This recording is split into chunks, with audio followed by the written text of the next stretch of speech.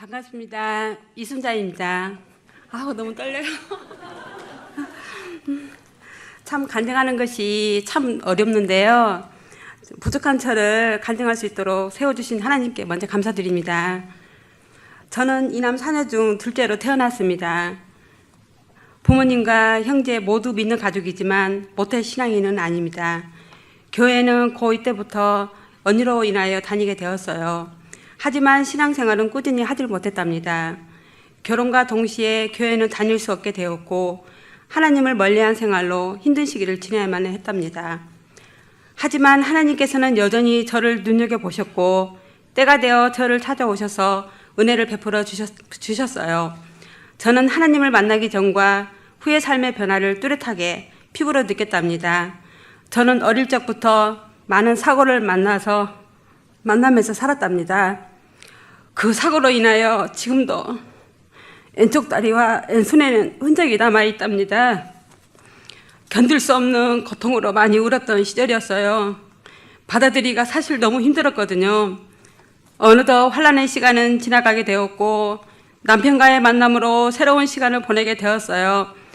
5형제 중 막내로 태어난 남편을 만나면서 종교를 묻게 되었고 불교라는 말에 그냥 대수롭지 않게 여기면서 전도하면 되겠지 하는 가벼운 생각으로 소망을 갖게 되었어요.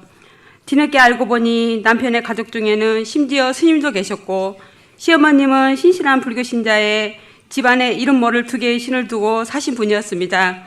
또 어머님은 집안에 대동부라는 사실에 저는 교회와 하나님 이름조차도 말을 할 수 없게 되었어요. 저의 마음은 하나님을 부르고 찾고 싶은 심정뿐이었고 그 감정을 밖으로 표출하지 못해 속으로만 하나님 이름을 부르고 또 불렀답니다. 하나님 이름을 부르면서 때론 어머님을 따라 불교 행사에 참석하여 불교 예식에 동참하기도 했었던 시간도 있었답니다. 저는 남편과 가족을 위해 순종했지만 시간이 지날수록 저의 마음은 더 황폐해져 가고 마음의 기쁨과 평화, 자유함은 멀게만 느껴졌답니다. 하루가 1년같이 느껴진 시간들이었지만 그 시간 속에는 살아계신 하나님께서 졸지도 주무시지도 않고 지켜주시고 돌봐주셨다는 것을 세월이 지난 후에야 알게 되었답니다. 영적 철학이 다른 남편과 살면서 몇 번의 고비를 넘기는 일도 있었는데요. 그때마다 피하고 싶었지만 피한다고 해결되는 문제가 아니기에 감당할 수밖에 없었답니다. 이곳저곳 찢겨진 저의 가정에는 희망이 보이질 않았는데요. 그때 주님께서 소망 없는 저의 가정을 향해 다가오셨던 거였어요. 갑자기 찾아오신 손님을 반갑게 맞이하여 문을 열어드렸죠. 이 손님은 저희 집에 복음을 가지고 오신 분이었습니다. 주님께서는 자기 자녀를 절대 포기하지 않고 찾으신 분이신데 저는 포기한 줄 알고 때론 하나님을 원망하기도 했답니다. 주님께서 먼저 찾아오셔서 13년 만에 다시 교회를 다닐 수 있도록 자유의 문을 열어주신 주께 한없이 감사했답니다. 원망이 기쁨으로 변화되게 하시어 이때부터 남편은 복음을 받아들이게 되어 또한 자녀들과 자유롭게 교회를 오가며 종교 계획을 실행하게 되는 동기가 되었답니다. 13년 만에 다시 교회를 나갈 수 있게 된 저는 남편이 교회에 대한 좋은 점만 눈에 들어오도록 기도를 하게 되었답니다. 부족한 저를 다시 찾아주시고 긍휼히 여겨주신 주님이 어떠한 분이신지 궁금하게 되었고 알고 싶었답니다. 남편과 저는 초신자에서 하나님과 예수님, 성령님 모두가 각각 다른 분으로 알고 있었고 남편은 개척교회에서 출발을 하다 보니 교회에 대한 정체성과 흐름을 몰라서 혼란스러워했답니다. 시간이 지나면서 하나씩 세워지긴 했지만 여전히 미흡한 점이 많은 때였어요. 개척교회도 안정되면서 하나님께서는 뜻하지 않게 은혜의 선물을 저희 남편에게 부어주셨어요. 20년 동안 다니던 직장을 퇴직하게 하고 하나님께서 사업을 하실 수 있도록 환경을 열어주셨고 또한 하나님께서 때를 따라 돕는 은혜를 넘치도록 부어주셨답니다. 저와 남편은 하나님께 두려워서 예배를 소홀히 여길 수가 없었답니다. 남편과 저는 말씀을 알고자 이때부터 말씀 암송에 게으르지 아니하였고 성령님의 도우심으로 말씀의 깨달음과 기쁨이 더해가는 때였습니다.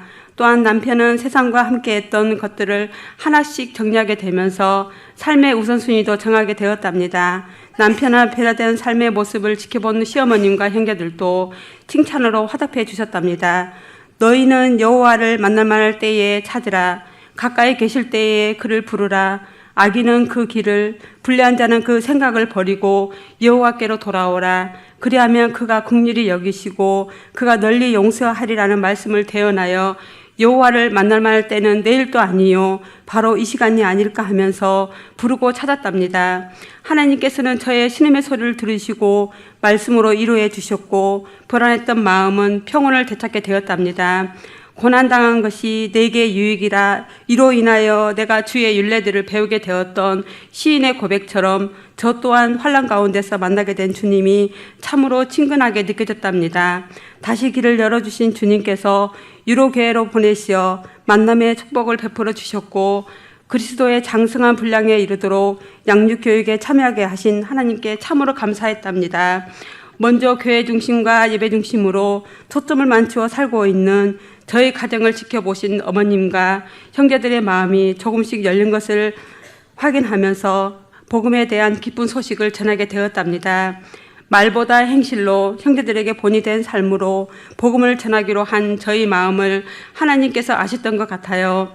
6년 동안 몸담고 봉사하셨던 어머님과 저는 종교적 문제로 발생하는 고부간의 갈등이 없었다는 점에서 참 하나님께 감사했답니다. 어머님도 어느 순간 하나님 이야기를 하시면서도 못내 자신이 섬긴 신을 쉽게 내려놓을 수는 없었던 것 같았어요.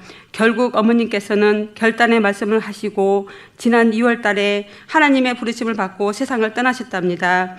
처음이자 마지막 하신 말씀은 너희가 교회 가길 참 잘했다는 거였습니다. 저희들의 좋은 모습만 보고 떠나게 하신 하나님께 감사드립니다. 어머님께서 떠나신 후 빛 가운데로 오신 주님으로 말미암아 온 가족이 복음을 받아들이게 되었답니다. 어머님의 유품을 정리하는 가운데 이름 모를 두 개의 그릇을 발견한 남편과 아주머니께서는 문 밖으로 던져 깨트려 보셨고 또한 제사상 앞에 놓고 절을 한 지우암도 불에 넣어서 태워 소멸시켰답니다. 이날로 시댁가정의 모든 우상은 사라지게 되었답니다. 또한 온 가족이 한자리에서 교회 다닐 것을 약속하는 뜻깊은 날이었습니다. 하나님께서 모두 다 하셨고 승리하셨습니다.